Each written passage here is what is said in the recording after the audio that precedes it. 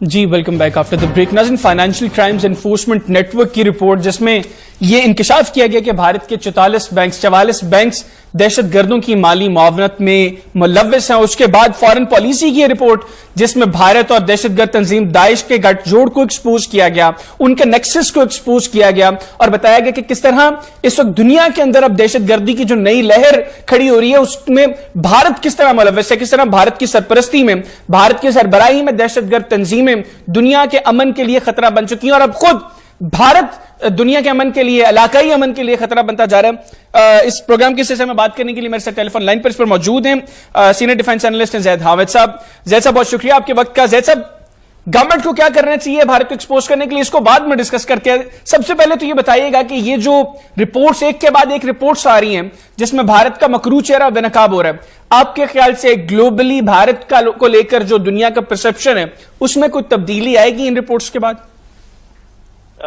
دیکھیے حیدر, عالمی ڈپلومیسی کا ایک بنیادی قانون ہے کہ آپ کو کبھی وہ چیز نہیں ملتی جو آپ کا حق ہے. جی, آپ کو وہی چیز ملتی ہے جو آپ نیگوشیٹ کرتے ہیں, جس پر آپ بحث کر کے جس حق کو آپ چھین سکتے ہیں, جس کے لیے ایفرٹ کرتے ہیں, جس کے لیے آپ ایفرٹ کرتے ہیں. تو بنیادی طور پر اس وقت پوری دنیا کا مالیاتی نظام جو ہے وہ منی لانڈرنگ اور ڈرگ منی پر چل رہا ہے.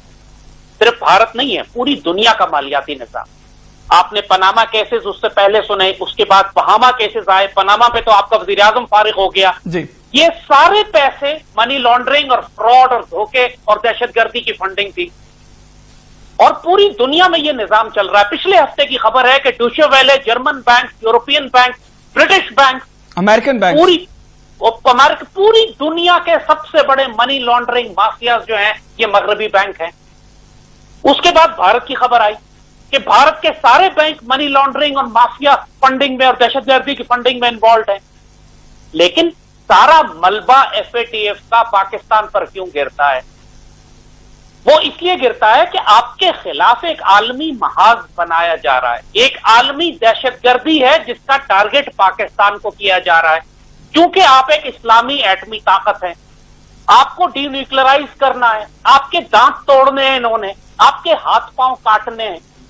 اور دنیا کا کوئی ملک اتنا بے دست و پا, اتنا کمزور نہیں ہوتا جتنا ہماری حکومت FATF کے مذاکرات میں اپنے آپ کو ثابت کر رہی ہے.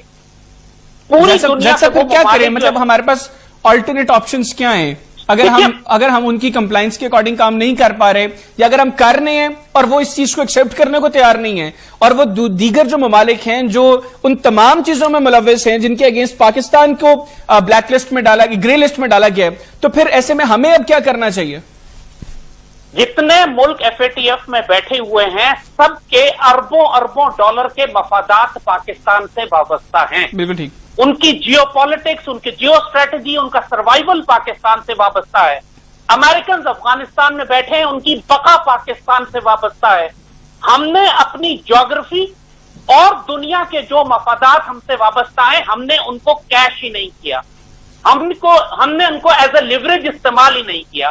اس لیے کہ اس کام کے لیے آپ کو جرأت مند اور غیرت مند قیادت چاہیے, اور میں نام لے کر کہوں گا شاہ محمود قریشی جیسا ٹاؤٹ نہیں چاہیے. یہ شخص جو پہلے دن بھارت اور کشمیر کے معاملے پر جس طرح کشمیر پر میرا خیال ہے وہ اس پروگرام میں چونکہ موجود نہیں, اپنا موقف نہیں دے سکتے, تو اس لیے اس کو ڈسکس نہیں کرتے, ان کی پرسنل اٹیک نہیں کرتے. آپ ان کا موقف لے لیجئے گا, لیکن جس طرح کشمیر کے اوپر پاکستان نے سرنڈر کیا ہے اس پر کوئی FATF کا دباؤ آپ کے اوپر نہیں تھا. کشمیر تو آپ کی شہراگ ہے, ہمارا اسٹریٹجک انٹرسٹ ہے, UN کا ایک ڈسپیوٹڈ ایکسپٹڈ ریکگنائزڈ کیس ہے. جب پچھلے 1 سال میں آپ نے کشمیر پر سرنڈر کر دیا تو پھر اسی سے اندازہ کی جو بھارت کے سامنے جو ہمارا ازلی ابدی دشمن ہے, تو اس سے اندازہ لگائیے پھر آپ مغربی طاقتوں کے خلاف آپ سٹینڈ کیسے لیں گے. اچھا زید صاحب, یہ ہم نے دیکھا کہ former Indian defence minister Manohar Parrikar, انہوں نے یہ کہا جی کہ India uses terrorism to counter terrorism. پھر جو انڈیا کے بڑے اپنی طرف سے ڈیفنس ایکسپرٹ بنتے ہیں میجر گورو آریہ, انہوں نے کہا جی کہ وہ ڈائریکٹلی انوالوڈ ہیں بلوچستان کے اندر کرمنل ایکٹیویٹیز میں, ٹیررسٹ کی ایکٹیویٹیز کے اندر, اور وہ مشورے بھی دیتی ہیں کہ کس طریقے سے بلوچستان کے اندر دہشت گردی ہونی چاہیے. پھر کلبھوشن کی صورت میں پاکستان کے پاس انڈیا کی نیوی کا سرونگ کمانڈر موجود ہے یہ تمام چیزیں ہمارے پاس موجود ہیں. پھر یہ عالمی ادارے، پاکستان نہیں کہہ رہا، عالمی ادارے یہ رپورٹس دے رہے ہیں کہ کس طرح بھارتی بینکس وہ ٹیررسٹ کی فائنینشیل سپورٹ کر رہے ہیں، کس طرح بھارت جو ہے وہ ٹیررسٹ آرگنائزیشنز کے ساتھ اس کا گٹھ جوڑ ہے. تو ایسے میں اب آپ کے خیال میں کیا پاکستان کو ایف اے ٹی ایف میں جانا چاہیے بھارت کے خلاف؟ پاکستان کو انٹرنیشنل کمیونٹی کے سامنے بھارت کو ایکسپوز کرنا چاہیے، اور اگر ہاں تو اس کا کیا طریقہ کار ہوگا؟ دیکھیے یہی بات تو حیدر میں آپ کو بتا رہا ہوں کہ پوری دنیا کے ملکوں کے خلاف اتنے مضبوط کیس ہمارے پاس ہیں، بھارت کے خلاف اتنے مضبوط کیس ہیں کہ ہم تو ایف اے ٹی ایف کو ٹیبل الٹ سکتے ہیں، ان کے منہ پر اٹھ کے چلے جائیں، ان ساروں کو تھریٹن کریں. کئی $100 ارب پچھلے چند سالوں میں جو ویسٹرن کمپنیز ہیں پاکستان سے کما کر لے کے جاتی ہیں. آپ صرف یہ دیکھیں کہ برٹش کمپنیز کتنا کماتی ہیں پاکستان سے، فرینچ کمپنیز کتنا کماتی ہیں، یورپین کمپنیز دیگر کتنا کماتی ہیں. آپ ان ساروں کا پروفٹ اکٹھا کریں تو سینکڑوں ارب ڈالر میں جاتا ہے.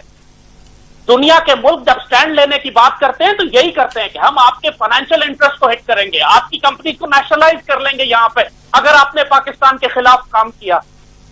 آپ صرف یہ حساب لگائیے، ساری ملٹی آپ کی ٹیلی نور ٹیلی کام کمپنیز ہیں، اتصالات ہے کہ چاہے آپ کی وہ ٹیلی نور ہے کہ موبی لنک ہے کہ فلانی، کئی $100 ارب سال کا یہ ملک سے باہر لے کر جاتے ہیں. آپ ان کے فائنینشیل انٹرسٹ کو کیوں نہیں تھریٹن کرتے؟ طریقہ ہوتا ہے نیگوشیٹ کرنے کا. آپ افغانستان میں امریکن سے کہیں کہ ہم پل آؤٹ کر رہے ہیں طالبان اور امریکن کے درمیان ڈائیلاگ سے، آپ ایف اے ٹی ایف کا بلیک میل ہٹائیں ہمارے اوپر سے. جنرل ضیاء نے اس وقت افغانستان میں امریکن کی مجبوری کو اس طرح استعمال کیا کہ ہر سال امریکی سرٹیفکیٹ دیتے تھے کہ پاکستان ایٹم بم نہیں بنا رہا، اور ہم ایٹم بم بنا رہے تھے. آپ کے پاس پاورفل لیڈر ہو تو آپ دشمنوں سے نیگوشیٹ کرتے ہیں، ان کو بے وقوف بناتے ہیں، ان کی کمزوریوں کو استعمال کرتے ہیں، زمین پہ نہیں لیٹ جاتے جیسے یہ لیٹ گئے. ہمارے پاس 100 آپشن ہیں دشمنوں کے خلاف، financial F A T F کے خلاف بھی. پوری ورلڈ پاورز کو ایکسپلائٹ کرنے کے لیے ہمارے پاس بڑے اسٹرانگ پاورفل لیوریج موجود ہے، ہم استعمال نہیں کر رہے. تو جیسا کرنا نہیں چاہتے. ابھی جو ایک سینیریو ڈیولپ ہو چکا ہے گلوبلی، جس کو آپ نے ذکر کیا کہ پاکستان کو جس طریقے سے بدنام کر رہے ہیں بھارت، اور مغرب بھی اس کے اندر یقینی طور پر ملوث ہوگا، ایسے میں آپ مسلم امہ کے کون کون سے ممالک ہیں جو آپ کے نزدیک کوئی ایک ایسا الائنس کریٹ کریں؟ کیونکہ اب اس سے صرف پاکستان وہ افیکٹ نہیں ہو رہا، دیگر اسلامی ممالک بھی افیکٹ ہو رہے ہیں. تو ایسے میں کوئی مضبوط ایک الائنس آپ سجیسٹ کرتے ہیں مسلم امہ میں، اور اس میں کون کون سی کنٹریز آپ ریکمینڈ کریں گے جو یہ ایک الائنس بنا کر گلوبلی پریشر کریٹ کر سکتے ہیں؟ حیدر، یہ الائنس بننے جا رہا تھا جب پاکستان، ترکی اور ملیشیا کے حکمران اکٹھے ہوئے تھے اور ایک بلاک بننے جا رہا تھا کہ ہم پریشر کاؤنٹر کریں گے. جی. لیکن جب پاکستان نے شرکت سے انکار کر دیا تو آپ نے مسلم امہ کو دھوکہ دیا، ان کی پشت میں خنجر مار دیا. اس کے بعد اب ترک بھی آپ پر اعتبار نہیں کرتے اور ملیشین بھی آپ پر اعتبار نہیں کرتے، اور دشمنوں نے سازش پر یہ کی کہ مہاتیر کو انہوں نے ملیشیا میں طاقت سے ہی ہٹا دیا. انہوں نے دیکھا کہ یہ تو بڑا پاورفل بلاک بننے جا رہا تھا. اب ہمارے پاس مسلم دنیا میں صرف ترکی ہے اور اب تھوڑا بہت آذربائیجان ایک چھوٹا ملک ہے، لیکن بہرحال آج پاکستان کی وہ جس طرح پاکستان نے ان کی حمایت کی ہے ڈپلومیٹک، کم از کم زبانی حمایت جو ہم نے کی ہے، اب وہ ترکی کے ساتھ پوری طرح ہمارے ساتھ کھڑے ہیں. پاکستان بلاک بنا سکتا ہے عرب ہم، لیکن سعودی عرب کے اتنے تھلے لگے ہوئے ہیں، ہم اس وقت سعودی بلاک سے نکلنا ہی نہیں چاہتے. اور سعودی بلاک کی میں صاف بات کر رہا ہوں کہ سعودی عرب کا صرف چہرہ ہے، اس کے پیچھے انڈیا، اسرائیل اور امریکہ اپنی مرضی کے کام ہم سے کرواتا ہے، ہمارے انٹرسٹ کے خلاف کرواتا ہے. ہمارے ملک میں کرپشن، چوروں، ڈاکوؤں، دہشت گردوں اور نواز شریف جیسے ڈاکوؤں کی پشت پناہی کرتا ہے. ٹھیک. اچھا جیسے آپ ریکمینڈ کیا کرتے ہیں کوئی مضبوط بلاک ابھی کرنٹ سینیریو میں؟ کوئی 3-4 ممالک اگر آپ بتا دیں کہ یار یہ 3-4 ممالک بنا سکتے ہیں. پاکستان اور ترکی کو لازمن ڈیفنس بلاک بنانا ہے، صرف 2 ملک. بالکل. اگر پاکستان پر حملہ ہوگا، ترکی پہ حملہ تصور کیا جائے گا، ترکی پہ حملہ ہوگا، پاکستان پہ ایک لائن کا ایگریمنٹ کرنا ہے آپ نے. بالکل ٹھیک. اور اس کے بعد ترکی کو آفر کریں گے پاکستان میں بیس بناؤ، پاکستانی بیسز ترکی میں بنائیں، ترکی کو نیوکلیئر پروٹیکشن دیں، آپ امبریلا فراہم کریں جس طرح نیٹو پورے یورپ کو فراہم کرتا ہے. دنیا کے سارے ملک یہ کر رہے ہیں، ہمیں کیوں روکتا ہے کوئی؟ کیسے روک سکتا ہے کوئی؟ बात यही है कि हुक्मरान करने वाले बने तो हम दुनिया में मतलब अपनी नियत presence नियत को- नियत होनी चाहिए बेसिकली। नियत होनी बिल्कुल चाहिए, ठीक है। खुलूस होना चाहिए, बिल्कुल जरूरत ठीक है किरदार होना चाहिए। बिल्कुल ठीक। जैसा बहुत शुक्रिया, हमारे ऊपर। बहुत शुक्रिया आपका, आपने अपना कीमती वक्त मुझे दिया। नाज़रीन, आज के प्रोग्राम से इतनी। अगले प्रोग्राम तक के लिए हैदर आयात खान और एक्सपोज इंडिया की टीम को इजाजत दीजिए। अल्लाह हाफिज। पाक फौज जिंदाबाद, पाकिस्तान पाइंदाबाद और कश्मीर बनेगा पाकिस्तान।